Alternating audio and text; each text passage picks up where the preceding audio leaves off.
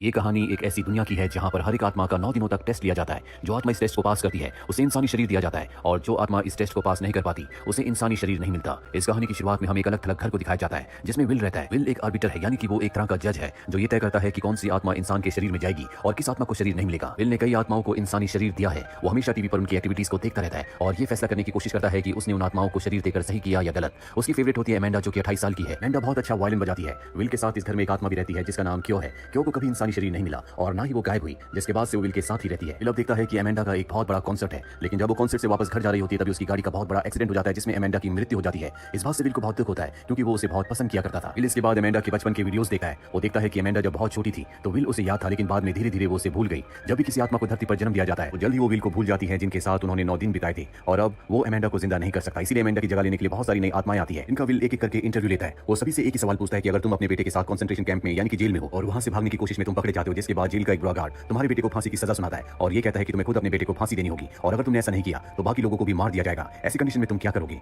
सभी आत्माएं अलग अलग जवाब देती है। कुछ आत्माएं कहती है कि हम अपने बेटे को बचाएंगी, कुछ आत्माएं कहती है कि हम अपने बेटे की जान बचाने के लिए दूसरों की जान नहीं ले सकते, इसीलिए हम अपने बेटे को सेक्रीफाइस कर देंगे। विल इस पूरे इंटरव्यू में बहुत ज्यादा इंटरेस्टेड नहीं होता, बल्कि वो ये जानना चाहता है कि अमेंडा की मृत्यु इतनी जल्दी कैसे हुई। पूरे दिन कई लोग आते हैं और आखिरी में एक लड़की आती है जो बिल्कुल भी इंटरेस्टेड नहीं होती। विल उसे एमा का नाम देता है। विल एमा से भी वही क्वेश्चन पूछता है जो उसने सबसे पूछा होता है। एमा इस क्वेश्चन का आंसर देने में इंटरेस्टेड नहीं है और फाइनली वो कहती है कि दोनों कंडीशन में मेरा बेटा मारा जाएगा। विल कहता है कि तुम्हें आंसर देना ही होगा। इसी तरह से इस क्वेश्चन को, इस पूरे प्रोसेस को डिजाइन किया गया है। एमा कहती है कि दुनिया इतनी बुरी है या फिर ये सवाल इतना क्रूअल है। विल उसकी बात का कोई जवाब नहीं देता और एमा भी उसके क्वेश्चन का कोई आंसर नहीं देती। यहाँ विल एमा को बिल्कुल पसंद नहीं करता। गाय उसे बताता है कि हो सकता है कि एमा सबसे अलग हो। इंटरव्यू खत्म हो चुका है और अब जितनी भी आत्माएं आज इंटरव्यू के लिए आई थी उनमें से कुछ को अगले दिन के लिए चुना जाता है। यहाँ पर विल सबको अपना घर का टूर कराता है। उन्हें उस रूम को भी दिखाता है जहाँ पर बहुत सारी टीवीज हैं। इन पर हमेशा उन आत्माओं के वीडियोस चलते रहते हैं जिन्हें विल ने चुना है। विल कहता है कि तुम्हें इन वीडियोस को देखकर इनके ऊपर नोट्स बनाने होंगे और अब यहाँ पर जिन आत्माओं को चुना गया है वो वीडियोस देखकर उन इंसानों के नोट्स बनाना शुरू कर देती है। यहाँ पर एक आत्मा है जिसका नाम माइक है। वो कुछ ड्रॉ कर रहा होता है। विल कहता है कि मैं तुम्हारी ड्राइंग देखना चाहूंगा। माइक थोड़ा हेसिटेट होता है लेकिन फाइनली वो अपनी नोटबुक उसे देता है। विल देखता है कि माइक ने एक बहुत ही खूबसूरत बीच के चित्र को ड्रॉ किया होता है। इसके बाद शाम को सबके नोट्स को पढ़ता है। सभी आत्माओं ने कुछ खास पलों के बारे में लिखा होता है, सिर्फ एमा को छोड़कर।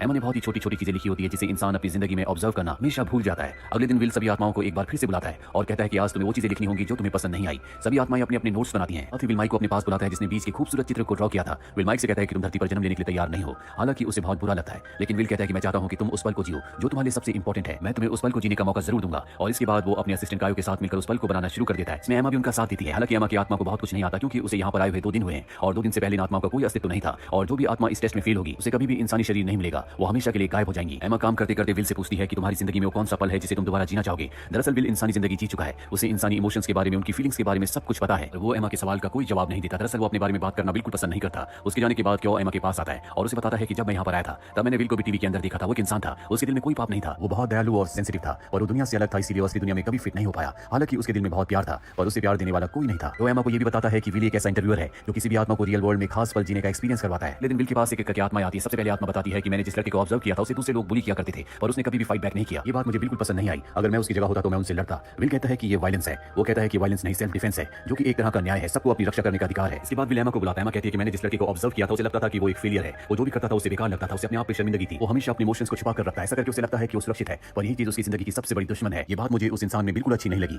विल समझ जाती है कि एमा उसी के बारे में बात कर रही है और अब यहाँ पर विल ने माइक के लिए जो भी तैयारी की होती है अब उसका वक्त आ चुका है। जिसके बाद माइक को बीच के पास भेजा जाता है जैसा कि उसने अपने स्केच में बनाया था। वहां पहुंचकर माइक को बहुत अच्छा लगता है। ये उसकी जिंदगी का सबसे खास पल था। उसने रियल वर्ल्ड को एक्सपीरियंस किया था और इसके बाद उसकी आत्मा लुप्त हो जाती है। माइक की आत्मा के जाने के बाद विल एमा के साथ टीवी रूम में आता है जहां पर वो एमा को बताता है कि जब मैं इंसान था, हाई स्कूल में मैं एक थिएटर ग्रुप का हिस्सा था। स्कूल में मेरा एक भी दोस्त नहीं था, लेकिन जब भी मैं स्टेज पर परफॉर्म करता था तो मुझे लगता था कि मैं जिंदा हूं। वो पल मुझे बहुत खुशियां देते थे। और हाई स्कूल के बाद मैंने कभी भी थिएटर को कंटिन्यू नहीं किया। साथ ही यहाँ पर विल बार-बार अमेंडा के वीडियोस देखता रहता है कि उसकी मृत्यु कैसे और क्यों हुई और अब वो देखता है कि अमेंडा ने जानबूझकर अपनी गाड़ी का एक्सीडेंट किया था जिस वजह से उसकी मृत्यु हुई थी। विल इसलिए अपने आप को दोषी समझता है क्योंकि उसी ने 9 दिनों तक अमेंडा का इंटरव्यू लिया था। उसे लगता है कि वो सही तरह से उसे तैयार नहीं कर पाया। उसने अमेंडा को उस क्रूअल वर्ल्ड में नहीं भेजना चाहिए था और अब वो एमा के लिए भी चिंतित है क्योंकि एमा का दिल भी बहुत सॉफ्ट है। वो दूसरों के बारे में सोचती है। वो एमा को हमेशा मुश्किल परिस्थितियों वाले क्वेश्चंस देता है, लेकिन एमा हमेशा प्यार और काइंडनेस को ही चूज करती है। यहाँ पर एक आत्मा होती है जिसका नाम मरिया है। मरिया को विल से प्यार हो जाता है। विल के लिए एक लेटर लिखती है, लेकिन पर्सनल फीलिंग्स की इस दुनिया में कोई जगह नहीं है। विल उसे एलिमिनेट कर देता है और अब उसके जाने का वक्त हो चुका है। जाने से पहले वो अपने खास पल को एक्सपीरियंस करती है। जिसके बाद वो विल के सामने आती है और विल से कहती है कि मैं चाहती हूँ कि तुम हमारे प्यार को एक मौका दो। और विल उसे देखता रहता है। जिसके बाद वो विल के सामने गायब हो जाती है।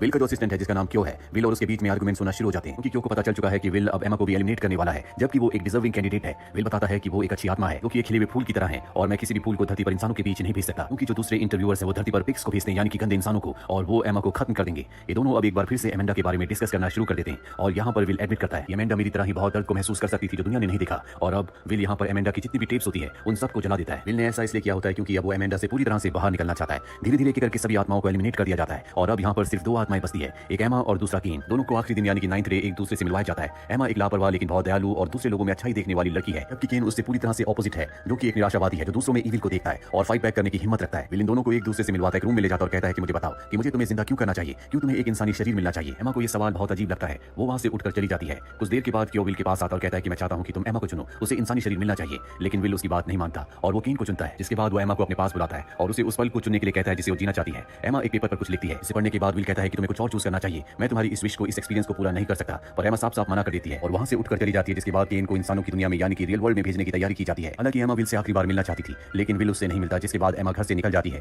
क्यों को उसके जाने से बहुत बुरा लगता है, क्योंकि अब उसकी आत्मा हमेशा के लिए लुप्त होने वाली है और क्यों चाहता था कि विल उसे ही चुने। और अब विल देखता है कि घर पर एमा ने बहुत सारे नोट्स लिखे हुए हैं जो पिछले 9 दिनों के हर एक अच्छे पल के बारे में होते हैं, जो उसने विल और क्यों के साथ इस घर में बिताए थे, जिन पलों को विल देख नहीं पाया था। एमा ने सब इसलिए लिखा होता है ताकि वो दुनिया की खूबसूरती को देख पाए और हमेशा खुश रहे। विल को अपनी गलती का एहसास होता है। वो एमा के पीछे भीड़ में भागता है। एमा फाइनली उसे मिल जाती है। इसके बाद वो एमा की आखिरी इच्छा को पूरी करता है और उसके लिए परफॉर्म करता है। दरअसल एमा की यही इच्छा थी कि वो उसके लिए एक बार परफॉर्म करे और परफॉर्म करने के यानी कि एक्ट करने के बाद एक बार फिर से उसे जिंदा होने का एहसास होता है, जैसा उसे उस वक्त हुआ करता था जब वो एक इंसान था। वो हाई स्कूल में थिएटर में एक्ट किया करता था। ये कहानी हमें सिखाती है कि जिंदगी में बहुत सारी परेशानियां होती हैं, लेकिन साथ ही जिंदगी में बहुत सारे छोटे छोटे अच्छे पल होते हैं जिन्हें हम जीना, फील करना, एप्रिशिएट करना भूल जाते हैं। और जो लोग अपनी जिंदगी में छोटे छोटे पलों को फील करते हैं, एप्रिशिएट करते हैं, असल में वही जिंदगी जीते हैं। तो ये थी पूरी कहानी फिल्म 9 डेज की। उम्मीद करते हैं कि ये कहानी आपको पसंद आई होगी।